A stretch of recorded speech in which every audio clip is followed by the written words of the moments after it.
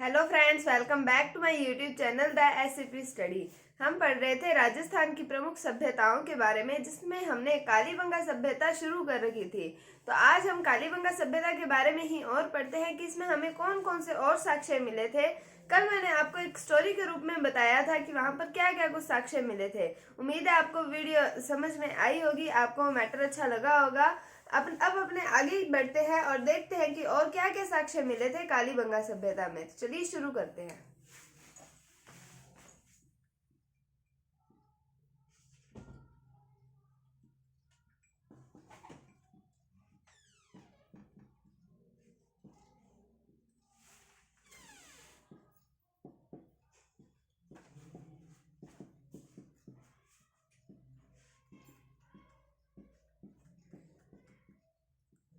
तो अब हम कालीबंगा सभ्यता की बात करते हैं। यहाँ पर हम बात करते हैं अंतिम संस्कार की।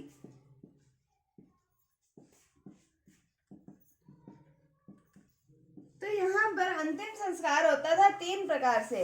एक तो दफना दिया, दूसरा दाह संस्कार कर दिया, यानी कि जो शरीर है उसको अग्नि को समर्पित कर दिया। उसके बाद में तीसरा था कि अगर आपने दादू पंथ के बारे में पढ़ा हो तो उसके अंदर बताया गया है कि पशु पक्षियों के खाने के लिए छोड़ दिया जाता था शव को, और उसके बाद में जो शेष भाग बचता था उसको दफना दिया जाता था। तो ये तीन प्रकार से अंतिम संस्कार किए जाते थे कालीबंगा सभ्यता में। तो इसके अंदर पहला हम बात करें, दफनाया जाता था।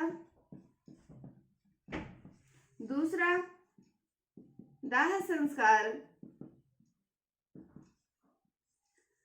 तीसरा पशु पक्षियों के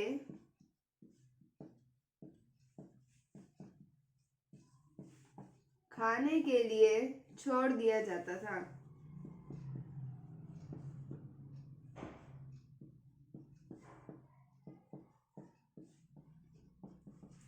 तो अंतिम संस्कार की बात की कि तीन प्रकार से अंतिम संस्कार किया जाता था। पहला दफनाया जाता था, या फिर दाह संस्कार कर देते थे, या फिर पशु पक्षियों के खाने के लिए छोड़ दिया जाता था, और जो शेष बचता था उसको दफना दिया जाता था तीसरे प्रकार के अंदर। अब हम आगे बात करते हैं कि क्या यहाँ पर व्यापार होता था। तो व्यापार कल हमने पढ़ा था कि वो जब रात्रि भोज पर गए थे तो वहां पर हमने मोहर पढ़ी थी कि बेलनाकार मोहरें हमें यहाँ से प्राप्त हुई हैं। तो बेलनाकार मोहरें प्राप्त हुई है तो मोहरों से तो व्यापार हुआ ही है। तो यहाँ पर अंतरराज्यीय व अंतरराष्ट्रीय व्यापार भी हुआ करता था। अंतरराज्यीय व्यापार तो होता ही होता था, साथ में अंतरराष्ट्रीय व्यापार भी होता था।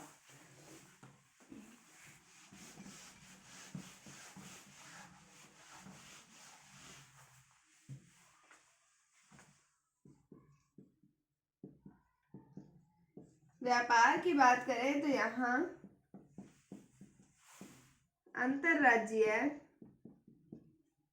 अंतरराष्ट्रीय व अंतरराज्य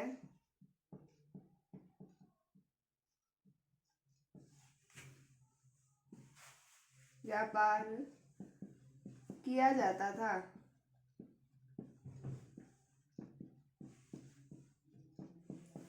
उसके बाद में अगर अब देखो, हमने बात की थी एक महिला थी और एक पुरुष था, ये दोनों गए डिनर पे। तो ये जो महिला है, महिलाओं का तो शौक होता है एक सजना सवरना, तो ये महिला भी सज धज के गई थी इनके साथ में डिनर पे। तो सजने सवरने का जो सामान था वो भी हमें यहाँ से प्राप्त हुआ, यानी कि हमें यहाँ पर एक दर्पण प्राप्त हुआ जो था तांबे का। तो तांबे का दर्पण प्राप्त हुआ। अब आप ये सोच रहे होंगे कि तांबे में से कैसे कोई खुद को देख सकता है। तो तांबे के एक सरफेस को इतना घिसा गया कि वो चिकना हो गया था और वो दर्पण के रूप में उसको तैयार किया गया था। तो तांबे का दर्पण मिला था। उसके बाद में हम बात करें, हाथी दांत का कंघा मिला था।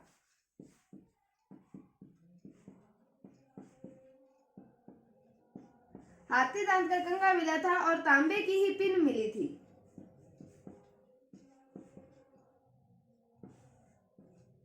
तांबे का दर्पण, हाथी दांत का कंघा और तांबे की पिन मिली थी। उसके बाद में हम बात करें कि यहाँ पर मनोरंजन वो कैसे करते थे, कि कल मैंने आपको बताया कि ना वहाँ पे टीवी था, ना वहाँ पे कोई फोन वगैरह, तो कुछ होता ही नहीं था।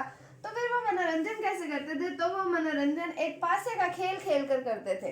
तो मनोरंजन का साधन क्या था उनका? पासे का खेल। तो ये हो गया मनोरंजन का। व्यापार, अंतरराष्ट्रीय और अंतरराज्यीय व्यापार किया जाता था। तांबे का दर्पण मिला है हमें यहाँ पर, हाथी दांत का बना कंघा मिला है, तांबे की पिन मिली है, और मनोरंजन वो पासे के खेल से करते थे, पासे का खेल खेल कर करते थे।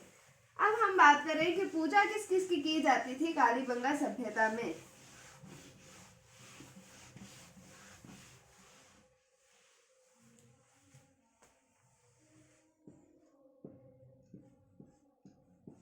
कल हमने बात की थी कि जब महिला ने अपने घर पे करवाया था हवन, तो वहां से हमें 7 हवन कुंड प्राप्त हुए थे। तब मैंने आपको बताया था कि यहाँ पर अग्नि देव की पूजा की जाती है। तो यहाँ पर एक तो पूजा की जाती है अग्नि की, अग्नि की पूजा की, और एक स्वास्तिक की पूजा की जाती है। अब स्वास्तिक क्या होता है?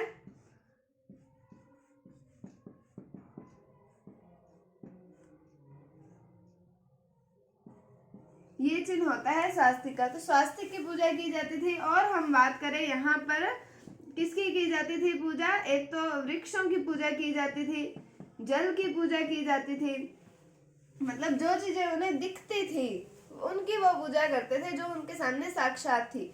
जल की भी पूजा हुई, वृक्ष की भी, अग्नि और स्वास्तिक इनकी पूजा करा करते थे। कौन करते थे? कालीबंगा सभ्यता के लोग। उसके बाद में हम बात करते हैं भोजन की।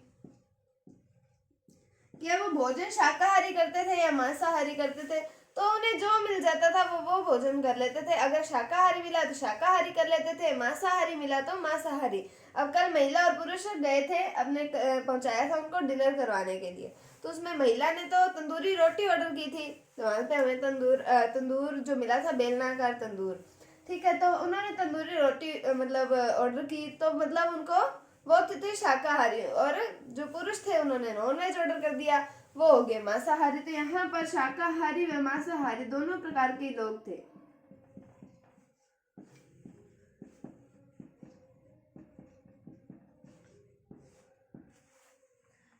तो अब हम आगे बात करते हैं कि यहाँ पर मिट्टी के बर्तन मिले हैं। नहीं, मिट्टी के बर्तन नहीं, सॉरी, मिट्टी की मूर्तियां मिली है। तो मिट्टी की मूर्तियां मिली हैं हमें कुत्ते की, हाथी, वृषभ, चूहा और भेड़िया। कुत्ता, हाथी, वृषभ, चूहा और भेड़िया। इसमें वृषभ की जो मूर्ति है वो सबसे इंपॉर्टेंट हम कह सकते हैं, इससे एग्जाम्स में प्रश्न पूछा जाता है। ये थोड़ी यूनिक से टाइप की मूर्ति थी कि इसकी जो वृषभ की गर्दन थी वो निकल भी जाती थी, और उसको बाद में हम वापस सेट भी कर सकते थे। तो ये था खास बात वृषभ की मूर्ति के अंदर। तो यहाँ पे हमें मिट्टी की मूर्तियां कौन कौन सी मिली है? कुत्ते की, हाथी की, वृषभ की, चूहे की और भेड़िए की। इनकी मूर्तियां हमें मिली हैं। किसकी बनी हुई है? वो मिट्टी की बनी हुई है। तो हमने बात की पूजा किसकी करते थे? अग्नि की, स्वास्तिक की, जल की, वृक्ष की, इन सब की पूजा करते थे। और भोजन कौन सा? शाकाहारी और मांसाहारी दोनों प्रकार के लोग थे, दोनों प्रकार के भोजन करते थे। फिर मिट्टी की मूर्तियों की बात करें तो कुत्ता, हाथी, वृषभ, चूहा, भेड़िया, ये सब हमें मिट्टी की मूर्ति बनी हुई मिली है। कहाँ से? कालीबंगा सभ्यता से।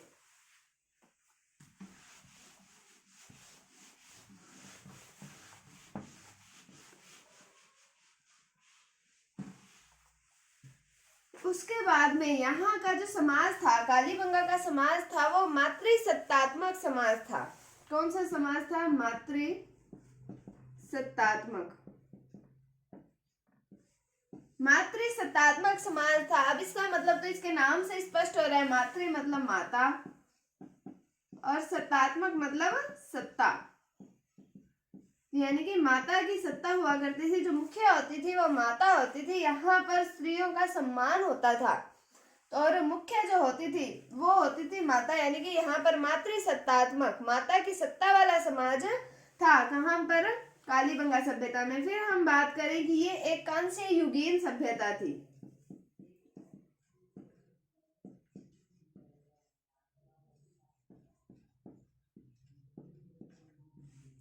ये एक कांस्य युगीन सभ्यता थी। फिर हम एक और बात करते हैं कि यहाँ पर हमें खेत मिले हैं, जुते हुए खेतों के साक्ष्य मिले हैं। कैसे मिले हैं? जुते हुए खेतों के साक्ष्य। जुते हुए खेतों के साक्ष्य मिले हैं। और ये जो खेतों के अंदर जोती गई है फसल, तो वो एक साथ दो फसलें जोती गई हैं, एक साथ दो फसलों की बुआई की जाती थी वहां पर। तो मतलब एक साथ दो फसलों की बुआई की जाती थी।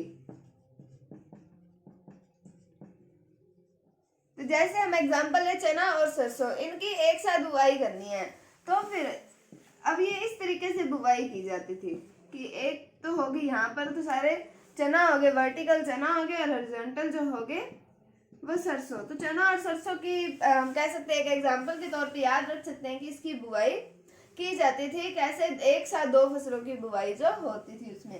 तो मतलब ये मातृसत्तात्मक, ये जो समाज था, यहाँ पर समाज कौन सा था? मातृसत्तात्मक।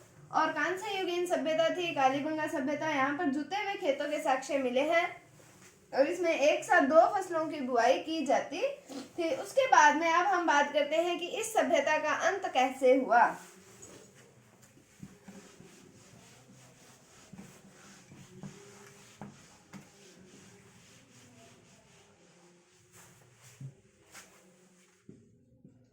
अब हम करते हैं इस सभ्यता के अंत की बात। तो अंत की बात करते हैं हम, तो इसके अंदर हमने पढ़ा था कि ये घग्गर नदी के किनारे स्थित थी सभ्यता।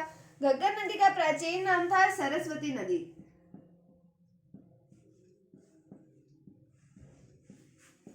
या फिर हम इसको घग्गर नदी बोलते हैं।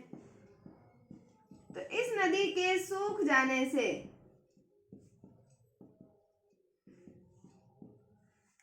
तो इस सभ्यता का अंत हुआ था, कुछ इतिहासकार ये मानते हैं। और एक फैक्ट और आता है कि यहाँ पर जो मकान थे उसमें से एक मकान में दरारें मिली हैं।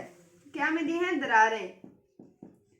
और इससे ये अंदाजा लगाया जाता है कि यहाँ पर भूकंप आया होगा और इस सभ्यता का अंत हो गया।